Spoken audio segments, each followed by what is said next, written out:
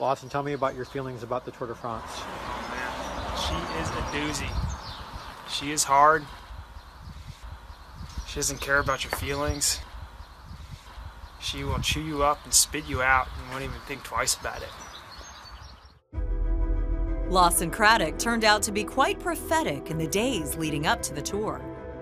Halfway through stage 1 of the feed zone, I got my bag, and the next thing I know, either hit a water bottle or possibly a landmine. I'm not quite too sure, but I just went rocketing off the side of the road, and I could kind of tell something was wrong immediately. But you know, it's the Tour de France. You don't just stop willingly.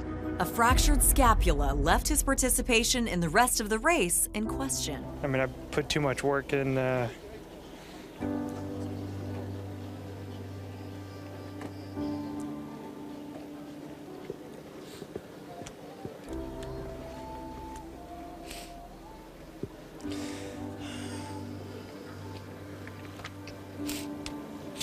put too much work into it to get here, just to go home after day 1, so I'll see how I feel and, you know, give it my best shot tomorrow.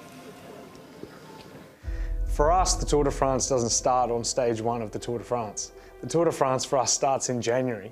It's a 6-month build-up, and to have 6 months of preparation, and then particularly for Lawson, he was on the long list. He was a maybe yes, a maybe no, and he made the team. So to then have this happen on stage 1, you know, it was just heartbreaking. The Tour de France is unforgiving, both physically and emotionally, calling upon an athlete's inner strength, a willpower, a resilience.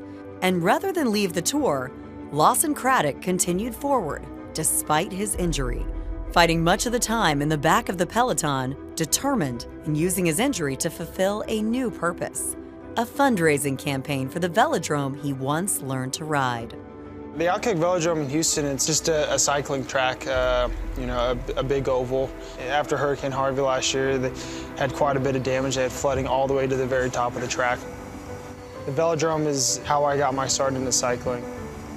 Did my first bike race there when I was 10 years old. That's what really kick-started this journey into the Tour de France for me. This money will just go to help recondition the track. Honestly, none of us really expected it to go this far, so it's really exciting. There's a whole lot more than just, oh, I broke my shoulder, maybe I should go home. For him to have ridden for 3 weeks and got to Paris, it's an amazing achievement. I've yet to feel sorry for myself. You know, it was definitely a tough moment to swallow, but everything really happens for a reason. This is Lawson Craddock. He's still there on giving it his all. Incredibly, Lawson made it all the way to Paris. Along the ride, he raised $290,000 for the track, where his pro cycling journey began. He was able to deliver the check. Ladies and gentlemen, let's start with the man of the hour.